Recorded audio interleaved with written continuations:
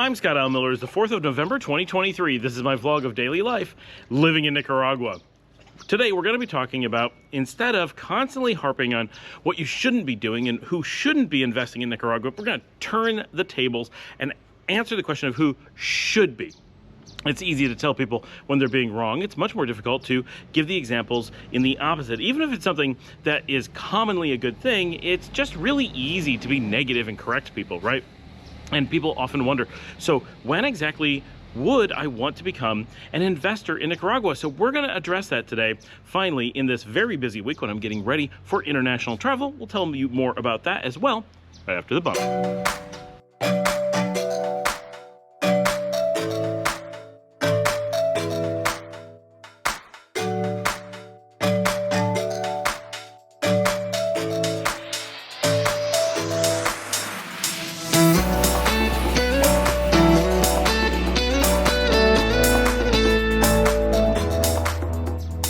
Welcome to today's show. So I am just 1 week away. Hopefully all things go smoothly from getting on a bus and heading to Costa Rica and then on to Peru and Bolivia. I'll be spending some time in Bolivia before returning just in time for my daughter's quinceañera. It's a very, very busy week ahead. There's just a lot going on. So I'm going to be scrambling quite a bit to get everything ready for the show and for the travel and everything else. So that is what I have going on. It is truly a crazy week here, but all good stuff, all very exciting. And I'm really looking forward to the trip. I just wish I didn't have so many things going on that I had to prepare before. We have a lot of projects at work, as well as this show that I want to be prepared for that I need to do ahead of time. So I'm in that window where I'm scrambling to get enough shows done. I did a pretty good job recently of getting caught up, but now I need to be not just caught up, but just the tiniest bit ahead so that I have some buffer so that while I'm traveling, I can get shows recorded and upload for you. So it's going to be quite a bit of a challenge. So on many of our shows, we talk about the mistakes that people make in investing in Nicaragua when it doesn't make any sense.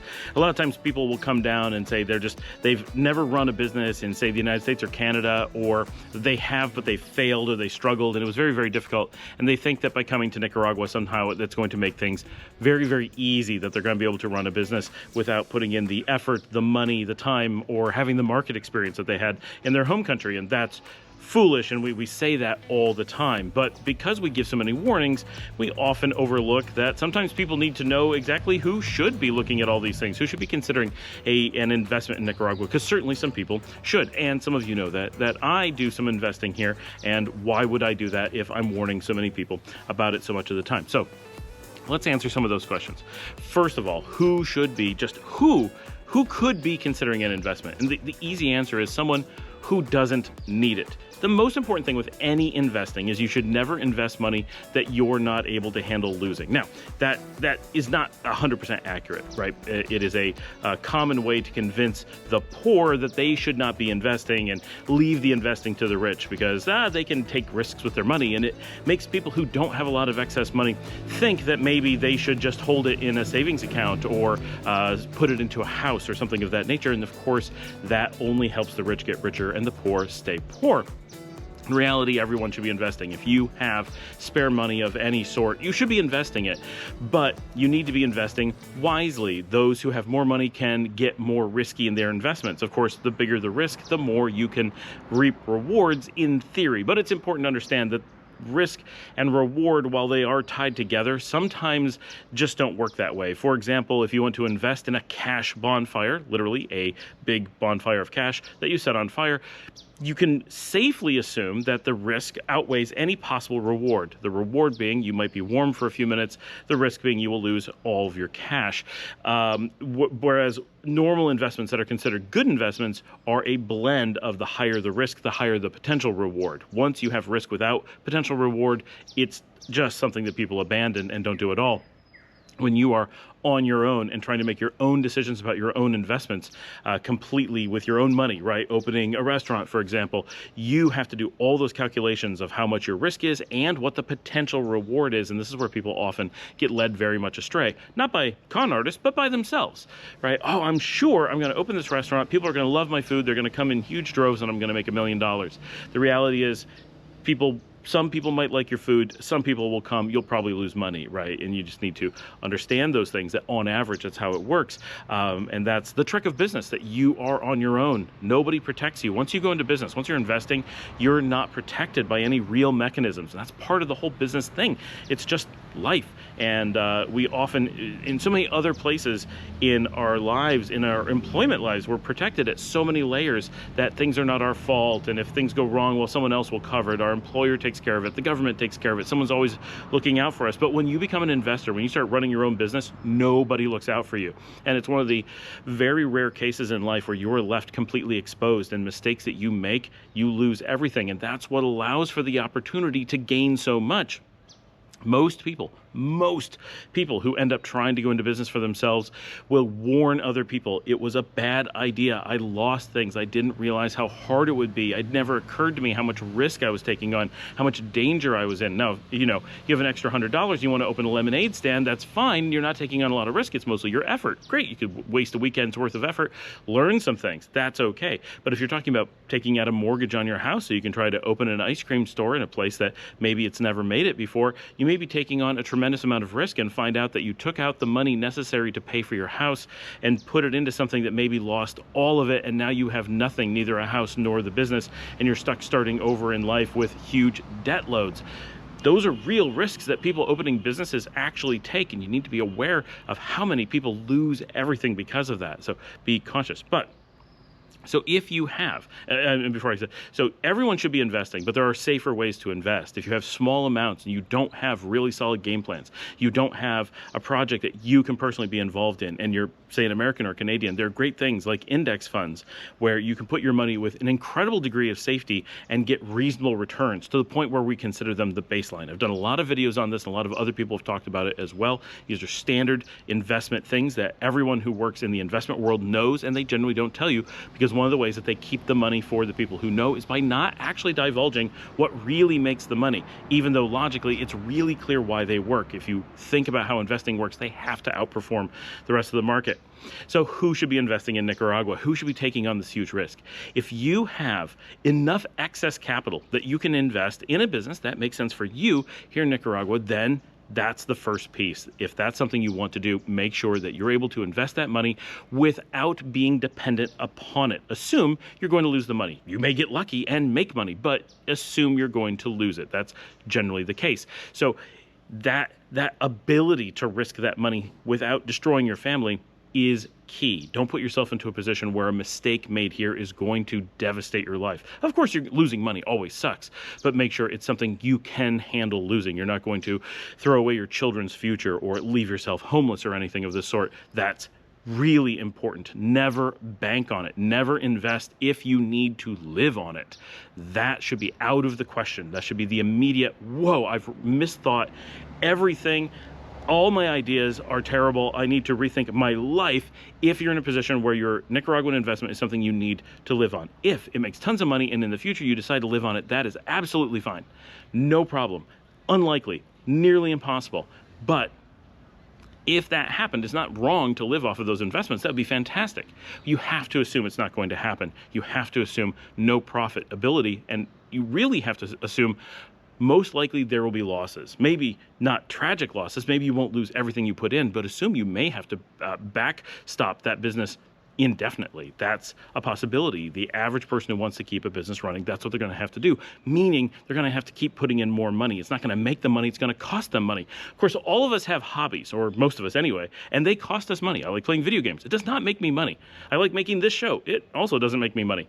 I like doing a lot of things that don't make me money. In fact, not making money things are often the most fun. So I 100% get why you may want to have a business simply because it's fun. That brings us to the second piece. People who think it's really fun to run businesses or specific businesses or to be in Nicaragua, all those things could lead. As long as you have the first piece, you got to have enough money to be willing to lose it, to be able to lose it without a problem, then it probably should be something you enjoy. It doesn't have to be, but it probably should be. If you have a thing, that makes it more like a hobby, right? You're gonna have fun, either because you have fun owning it. Let's say you've decided to invest in a planetarium in Granada. Granada doesn't have a big planetarium. You could install a planetarium and operate what's basically a museum, right? A small museum. You charge $1 a person. They come in and they have a cool planetarium that they can go to. When's the last time someone did that? I can't even remember. When I was a kid, it was a cool thing to do. Maybe that's what we need here. I don't think so. That is not a business suggestion, but feel free to take it if that's what you want to run away with. And so you decide to open a planetarium. You invest $100,000 in opening this planetarium. If you think it's exciting to go to the planetarium once a week and just be involved and tell people about it and run the Instagram page and maybe even work the projector and choose the shows that are going to happen, and you're just so excited, this makes you happy, and you have the money to do this, fantastic, do that. That's great. That's a great way to make yourself happy, and hopefully people will come and enjoy your planetarium, and maybe you'll get lucky and it will actually make a little bit of money. I'm going to go out on a limb and say it won't, but maybe you get lucky. Right? That's a fantastic reason to start a business, because it's going to make you happy. And that's why so many people gravitate to things like hotels and restaurants and bars, because they are things that people enjoy doing on a regular basis. And a lot of us have this story, right? I've always imagined, this is my personal story. I started managing restaurants when I was a teenager. At about 19, I took over my first restaurant and put in a lot of time in a number of restaurants, moved through the restauranting world. I used to read restaurant management magazines. It was really interesting stuff back in the time. I used to look into investments. My roommate at the time, before I started my consulting firm, he and I had plans to try to open a restaurant back in Western New York. That was something we always wanted to do. And when I moved on from being a restaurateur, I moved into being a hotelier. I worked in management of hotels for a number of years, as did my wife. And it's small. I worked a little bit more in chains. She worked a little bit more in boutiques, and all in Western New York. These are things that we really enjoyed, and we said, as a lot of people do, boy, it would be fun to get into these businesses later in life. Maybe someday we could have a place of our own. And growing up, my parents very seriously considered selling our farm and moving to Bar Harbor, Maine, and opening a breakfast restaurant, kind of like a diner, a little bit more like halfway between a diner and a family restaurant just off the ocean, which of course gave me a lifelong yearning for having a restaurant near the ocean and living that type of seaside lifestyle. And that is something I now have. I live very close to the ocean. Different ocean. Theirs was cold Atlantic. I ended up in the warm Pacific, which is very strange in many ways, but overall I like the region better. But I really do miss the Bar Harbor, Maine of my childhood, although I have to say the Bar Harbor that's there now is not the Bar Harbor of my childhood. So while I miss it and really wish I could go back, I don't want to physically go to Bar Harbor now. It's not the same place. Not that I wouldn't like to go, but it's not at all the place that I went to in 1984. And we went regularly all through my childhood. It's a place that I know very well, or the place in my memory I know very, very well. It is gone now for all intents and purposes. So having a business that you're passionate about, one that you're really excited about, that makes you happy, is important. But be aware, if a business makes you happy, especially something like a bar or a restaurant, very likely it makes lots and lots of other people excited too, and you're going to be facing more competition. And this is a problem if you have any intent of ever making money, that when you get into that type of investing where it's something that is very approachable, that people understand, that lots of people want to do, you're going to end up with a ton of competition, both from people who are experienced and done it for a long time like me, and people who have long experience in business, whether restaurants or something else like me.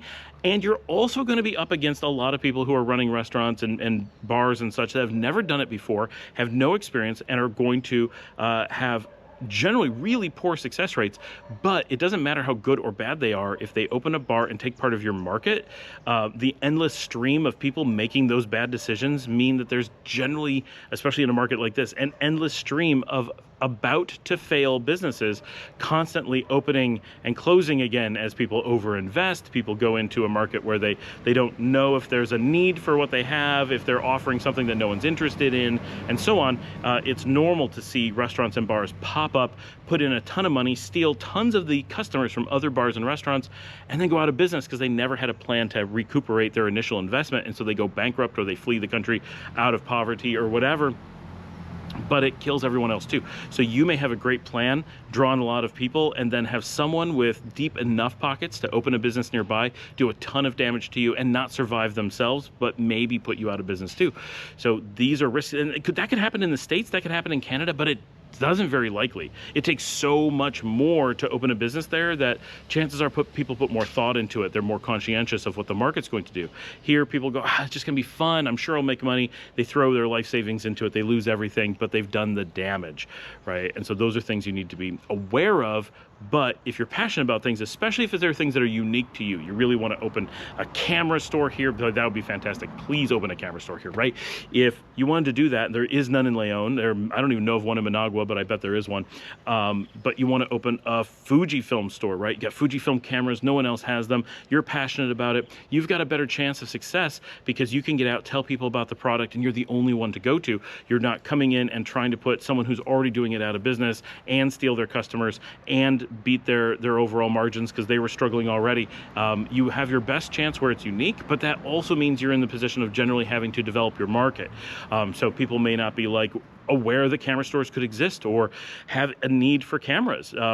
One of the things that makes that work, just to talk cameras in the United States and Canada, is that everyone is aware of cameras over the years from so many camera stores, and they know people who've had cameras. So the idea of going and buying a camera and then buying a lens and then buying a flash, like all of that, and I'm upgrading over time and getting different sensors and different lens systems. Those are things that Americans who are interested in cameras know very well.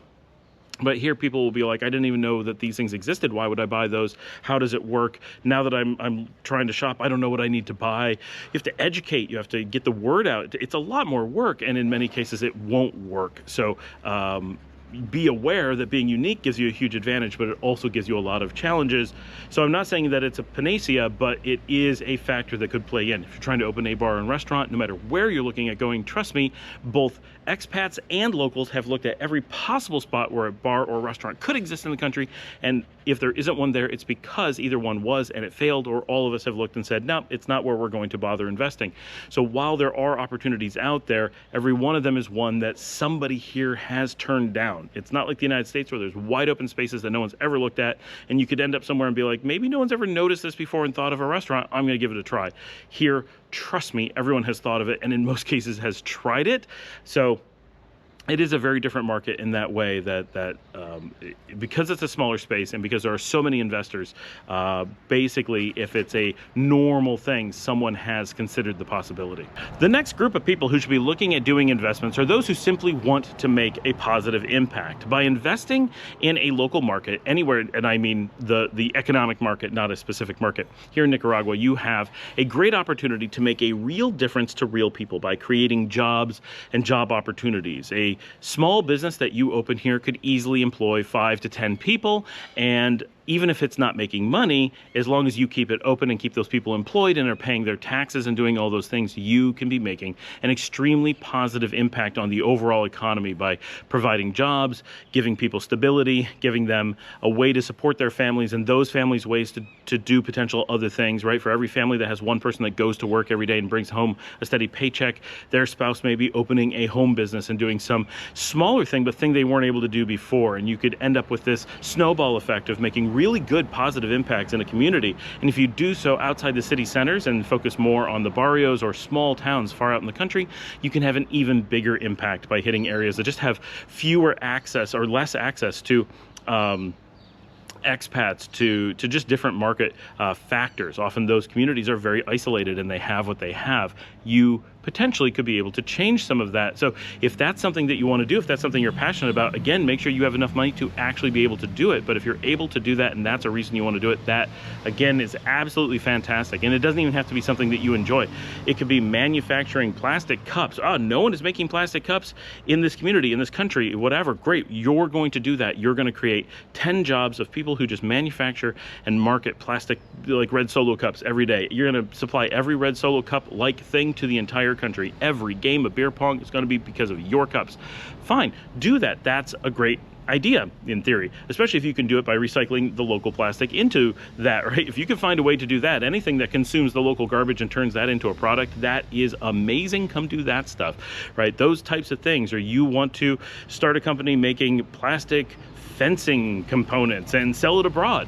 perfect. Those are amazing things. I don't know why that would be fun, but maybe that's something you would find fun. I do actually find factory work in general, designing and running factories, to be kind of enjoyable. I did go to university for that, and I have worked in a number of factories, both as a factory worker and as an engineer over the years. Honestly, I can find that to be a fun thing to do, so maybe that's something you would enjoy. Absolutely. Create those jobs, find a way to market that stuff, start an import-export company, whatever. Are the opportunities there? Kind of. Is it hard? For sure. But if your goal is to create jobs, you can do a lot of things when the goal is simply to make it better for everyone. So that's another great reason to do it. And you can combine these. Well, it's a hobby. I don't know if it's going to make money, and I don't know if I would do it, but I have the money to burn, so maybe, but I could make a positive impact while doing something I kind of enjoy, and I'm worried about the money, but I could live without it. Put it together. Maybe it's a really good decision. The last major reason, and this one's really big, is that there's a group of people, and this used to be much larger. We're going to talk about some of these changes in the future as to why we believe they're changing. But one of the ways that you can get residency in here in Nicaragua, so this applies to people who have come, they've checked it out, they like it, and they know that they want to get residency. Well, you have multiple paths to residency. Of course, you can get it through marriage. That is basically automatic, super simple. You can get it through retirement, which is not that hard. You have to be about 45 years old and make about $1,000, $1,200 per month in passive income. Put those things together and you're pretty much good to go for moving into the country. But what if you're 30? What if you have plenty of money but you don't have retirement money? There are other ways, and one of those ways is investment. Now, traditionally, investments were very low. Now they've become much higher. So the number of people who can use the investment path for long-term residency are dwindling. That doesn't mean that you shouldn't try or talk to an immigration lawyer, because there are many ways for you to come and stay, and definitely here in Nicaragua. They're not trying to stop who's coming. They're trying to change who's getting this specific type of residency. So we'll talk about that in the future. But if that's something you want to get, if you want to have that specific type of residency, it requires investment. That's why it's called investment residency. And so that is a great reason to do the investment. And even if that's the only reason, you know you're going to lose the money or you're sure of it, you don't like the business, it's not your concern that you're helping people. That's why they're going to give it to you, because you are going to help people, right? But if that's not the reason you're doing it, you just want it for residency, that's okay too. So that's a really important one, and that is what triggers most people to start looking at investing in Nicaragua initially, is this desire for that specific type of residency. And it's the best type of residency. It gives you the most flexibility, the most visibility, and the most protections. So if it's something that's within your reach and it's something you're interested in, then that is very likely a way you want to go. And the nice thing is, of course, if you have the money and it's not a hardship to do the investment, and you really like the business that you decide to get into, and that business is able to employ a lot of people and make a big difference, and then at the end of the day you're able to get residency for doing it, that's the slam dunk, where you get all four things. You have made a huge positive impact to the world, you're helping Nicaragua, you're justifying you being here, you're getting major benefits to yourself out of it, even if the company doesn't make money. And then, of course, if you're doing all those things, it ups the likelihood that you've done something that could make money, at least eventually. So those are the big factors. Now, also important for a lot of people who are in the hopes of making money. In all of these, we're really not looking at making money. You'll notice at no point that I say people who want to make money should be investing. That's not a good reason to be investing in Nicaragua, but that doesn't mean it's impossible. Chances are, if you're investing in Nicaragua, especially in tourism sectors, especially in those sectors that are most available and logical for expats to be investing into, but not necessarily, you're generally looking at, if you're going to be able to recoup your investment, if you're going to be able to make a profit, it is very likely a very long-term investment. Not for everyone. Some people have some magic thing that's going to let them get a much more immediate return. Mostly that's already having a company somewhere else and this only being a part of it, and they're already their own customer kind of thing. That's a special case and something that I have leveraged. But if you're going to be purely opening a local business, you're not connecting it with any business anywhere else, it is just a new Nicaraguan thing that you're going to own and run and whatever. If you're going to make money at that, chances are it is going to be a very long-term investment. You're not looking at a 1 to 2 years before you get a positive return. You could be looking at 5 or much more likely 10 years before you get a positive return. If your goal is extremely long-term investments, if you're looking at things like property value increases over time, which is much like a capital gains, and not looking at dividends or the immediate annual returns, then Nicaragua does have a lot of potential. It's still high risk. It's a volatile market. It's a small market, so a lot of things can change very quickly. It's not like the US where you have the mitigating force of 350 million people. You have 7 million people. So things fluctuate very quickly. That does give opportunity. It also gives risk. So potentially, because the real estate market is very, very low, it is a great time to get in and put in businesses that really don't make any money, but hopefully can lose extremely little and hold on to them for 10 years. And then you may be in a position of either making money or being able to sell that business for much more money way down the line. That is a very long time to be waiting for those kinds of returns. So it's very difficult to advise people that that's a way to go. But if that's what you're looking for, and again, you have the money to be able to do that, that may be a great part of your investment portfolio, that you have this portion of your investing that can mature over a very long period of time. You have a completely different scope on it. If you're looking at things that you plan to hand over to your children, it could make a lot of sense.